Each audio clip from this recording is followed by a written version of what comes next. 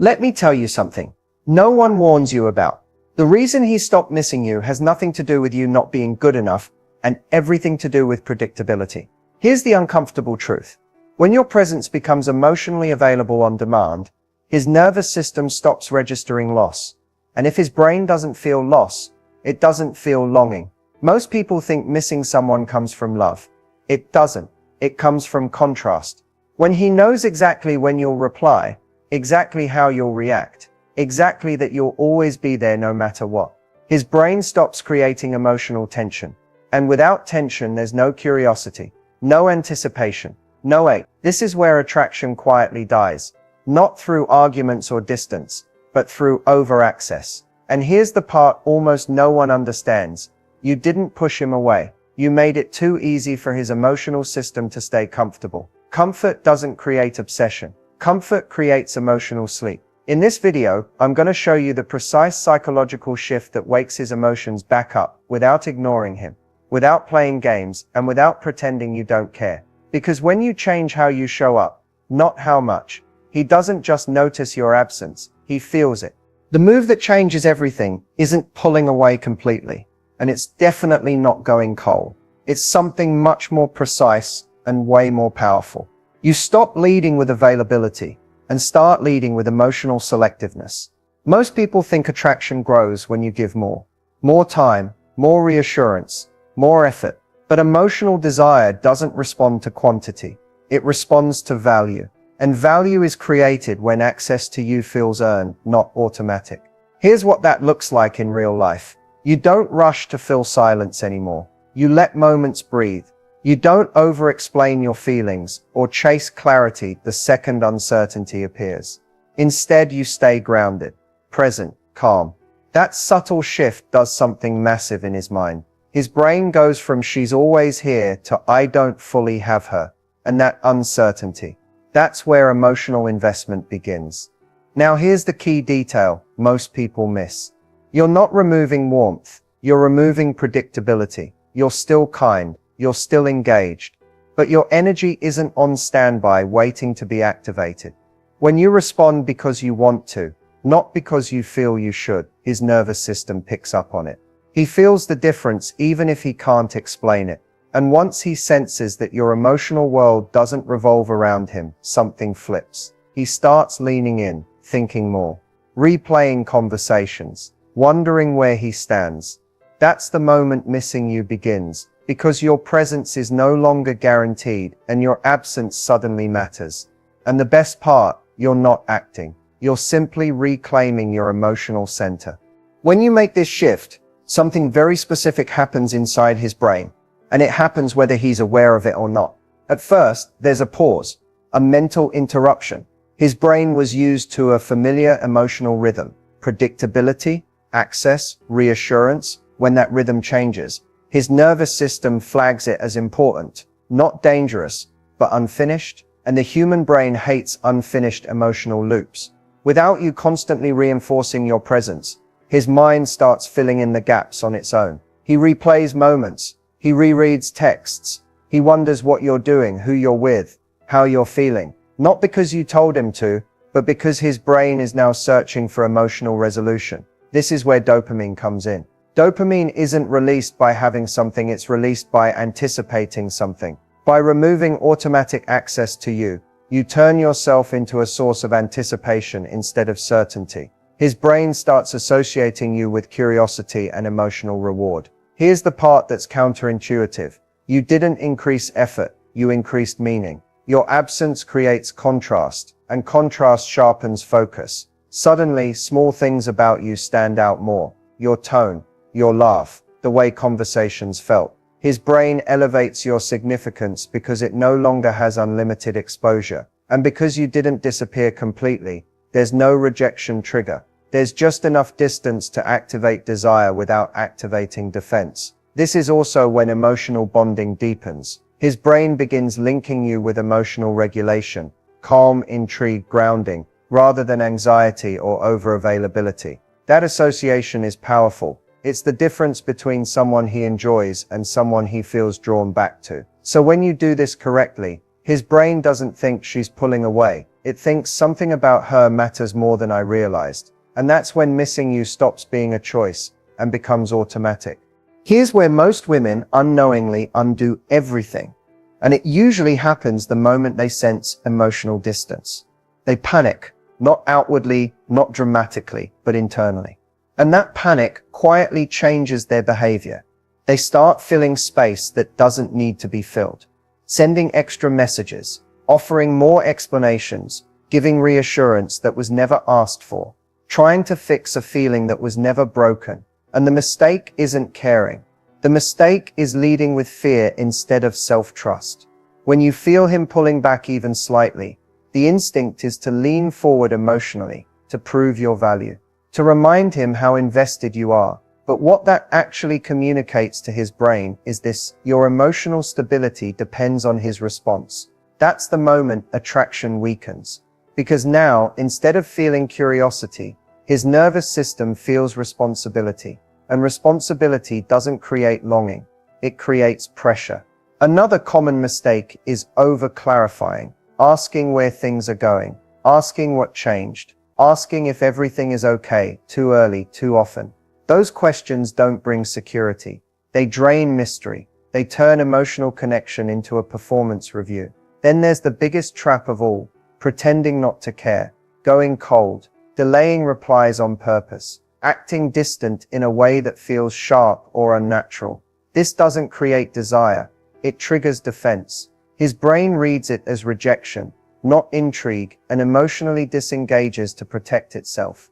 So women bounce between two extremes, over-giving or over-withdrawing. Both miss the point. The real power isn't in doing more or less. It's in doing what's aligned, calm, intentional, self-contained. When you stay emotionally regulated, when you don't rush to soothe uncertainty, you send a completely different signal. You communicate that you enjoy connection, but you're not controlled by it, that you value him, but you don't abandon yourself for his attention. And that's what most women never realize. Attraction fades not because you cared too much, but because you stopped trusting that you'd be okay either way. The moment you return to that internal steadiness, the dynamic shifts, because now he's not responding to your effort. He's responding to your emotional gravity. Pulling back creates attraction. For one reason most people never talk about: it restores balance to the emotional exchange. Attraction isn't built on how much you give. It's built on how energy moves between two people. When one person is always leaning in, the other unconsciously leans out. Not out of cruelty, not out of disinterest, but because the system corrects itself. Emotional dynamics always seek equilibrium. When you pull back in a grounded way, you interrupt that imbalance. Suddenly he's no longer responding to your attention. He's responding to its absence. And absence does something powerful. It forces the mind to participate. Instead of passively receiving you, he has to engage internally to feel connected again. That's when attraction activates. Because attraction lives in pursuit, not possession. When you're always emotionally available, there's nothing for his curiosity to do. His brain rests. But when you step back just enough to reclaim your own focus, your life, your rhythm, your emotional center, his brain wakes up. It starts asking questions. It starts tracking. It starts wondering. And here's the important distinction. Pulling back isn't about withdrawing love. It's about withdrawing over-investment. You're no longer over-explaining, no longer over-accommodating, no longer bending your schedule, emotions, or boundaries to maintain connection. You're still warm, still present, but no longer orbiting. That shift changes how he experiences you. Instead of feeling like the emotional provider, he begins to feel like the emotional seeker.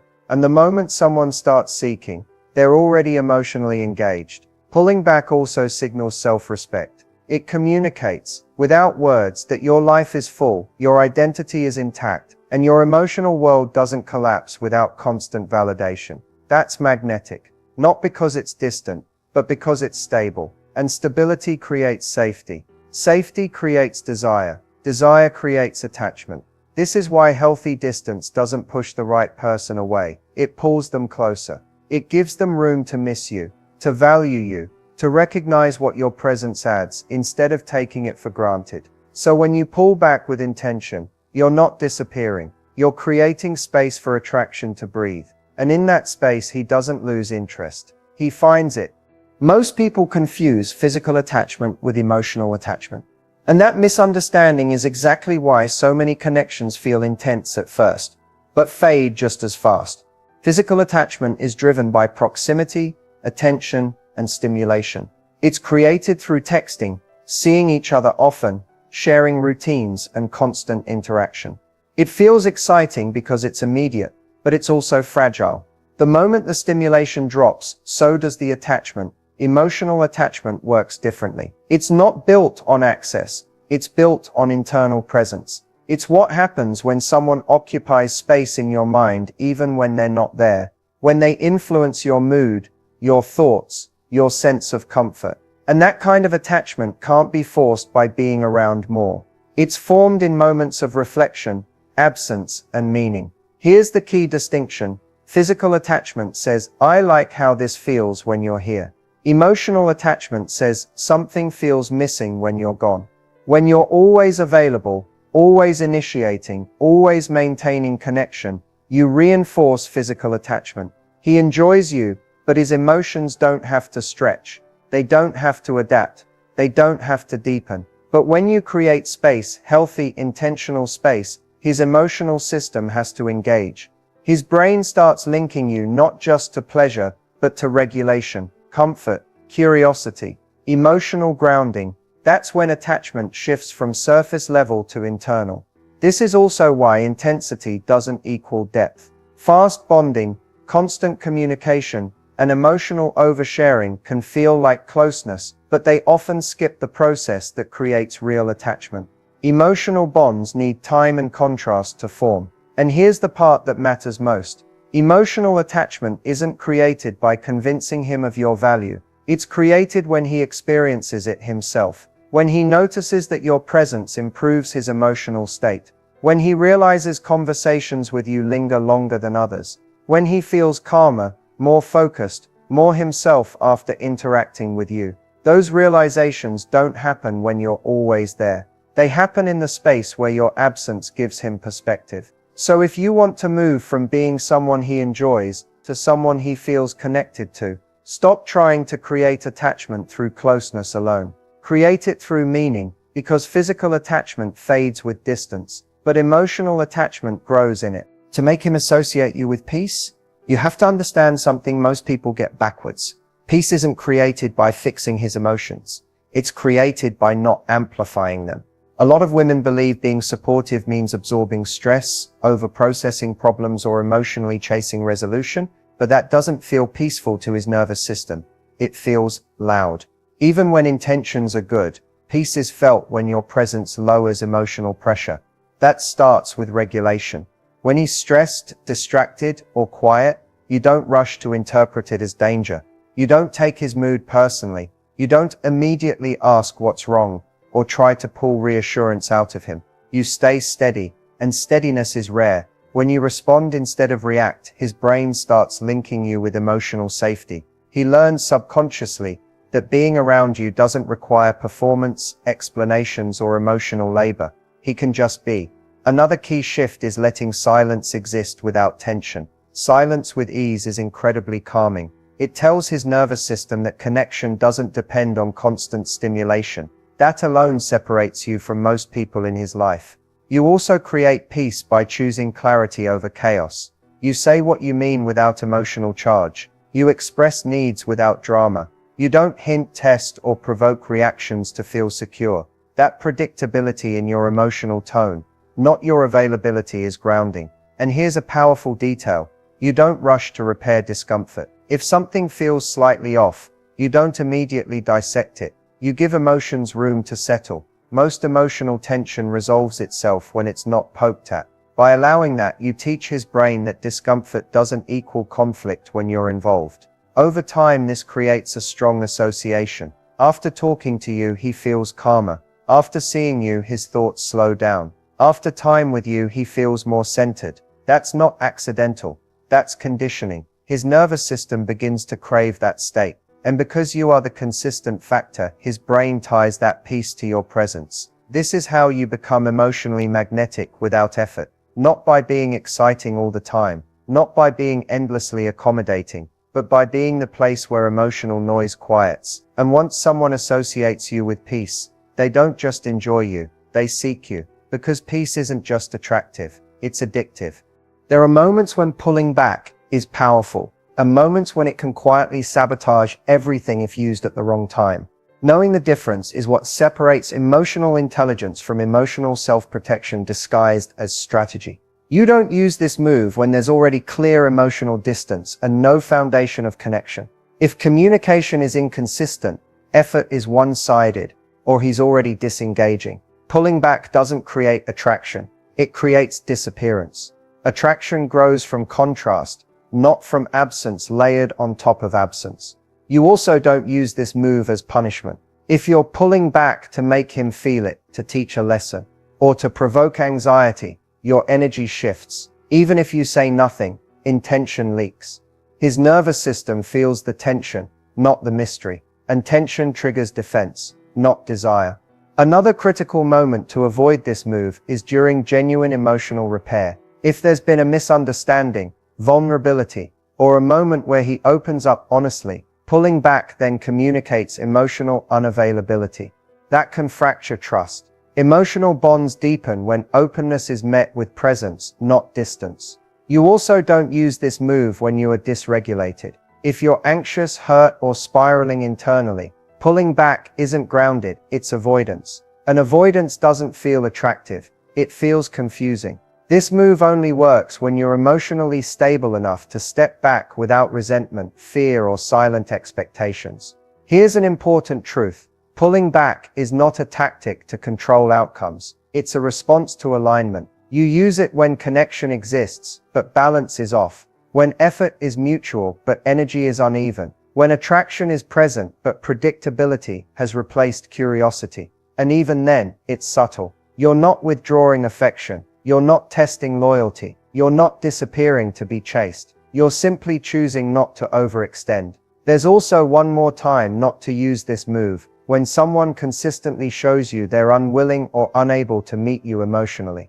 Pulling back won't awaken desire in someone who lacks capacity. It will only delay clarity. This move is meant to reveal investment, not manufacture it. When used correctly, it invites him forward. When used incorrectly, it protects you from seeing the truth. So the goal isn't to pull back to be wanted, it's to pull back to stay aligned with your self-respect. And if attraction grows from that place, it's real. If it doesn't, you didn't lose power, you gained information. Here's what this looks like when it's actually lived. Not theorized, not scripted, not performed. Picture this, you're used to texting throughout the day. Little updates, quick check-ins, constant contact. One day, you don't announce that you're busy. You don't explain, you simply respond when you're genuinely available. Still warm, still present, just not hovering. That evening, he sends a message that isn't a question, just a comment meant to keep the thread alive. Instead of carrying the conversation forward, you respond briefly and let it land. The next message, it comes from him, with more effort, more curiosity, because now he's engaging instead of coasting. Or take this example. He's had a stressful week and goes quiet. Old patterns would push you to check in repeatedly, reassure him, ask if something's wrong. Instead, you send one grounded message, supportive, calm, no emotional pull. Then you step back. 2 days later, he opens up, unprompted. Not because you chased vulnerability, but because you made space for it to surface safely. Another scenario. You're seeing each other regularly, but plans are always shaped around his schedule. This time, when he suggests something last minute, you don't scramble. You say, "That sounds nice, but I already have plans." No apology, no explanation marathon. The next time, he plans ahead, because your time just became real to him. Here's a subtle but powerful one. During a conversation, there's a pause, an emotional gap. Instead of filling it with reassurance or humor, you let it exist. You stay relaxed. He leans in, shares more. That silence told him you weren't uncomfortable with depth. In every example, the outcome wasn't created by distance. It was created by self-containment. You didn't withdraw affection. You didn't manipulate behavior. You didn't change who you were. You changed how much you compensated for the connection. And what happens consistently is this. He starts initiating more. He becomes clearer. He invests emotionally, not because he was pushed, but because he was invited. These examples work because they're rooted in authenticity. They're not tricks. They're boundaries expressed calmly, without fear. And when someone experiences you as grounded, selective, and emotionally steady in real moments, not rehearsed ones, that's when attraction stops being situational and starts being personal. Locking in long-term desire isn't about constant attention, grand gestures, or endless reassurance. It's about creating emotional consistency that he experiences as both grounding and intriguing. Desire lasts when someone feels that being around you enhances their emotional world, not just fills a moment. The first step is maintaining your own emotional center. When you're calm, confident, and self-contained, your energy becomes magnetic. He notices it subconsciously. Your stability signals that you're reliable without being predictable, present without being dependent. That balance keeps him engaged because he can't take you for granted. Next, mix availability with selectivity. This doesn't mean being cold or manipulative. It means showing up when it matters, responding when you genuinely want to, and letting him fill in the gaps himself. That creates anticipation, emotional investment, and a sense that your attention is valuable. When he has to earn access to your time and energy, desire doesn't fade, it grows. Another critical factor is shared experiences that spark emotion. Positive memories, meaningful conversations, laughter, and vulnerability tie him to you emotionally. Emotional bonds aren't built solely on proximity. They're built on the way someone makes another feel. When you consistently connect at that level, you create a foundation for long-term attachment. Finally, avoid overcorrection when distance occurs. If he pulls back slightly, don't chase or plead. Instead, remain grounded and let the natural rhythm of pursuit and presence continue. That reinforces that your value is inherent, not dependent on his attention. Desire is locked in when you're emotionally steady, selectively present, and consistently associated with positive, safe, and stimulating experiences. When you do this, he doesn't just like being with you, he anticipates it, thinks about you in your absence, and becomes emotionally invested without even realizing it. That's the difference between temporary attraction and long-term desire.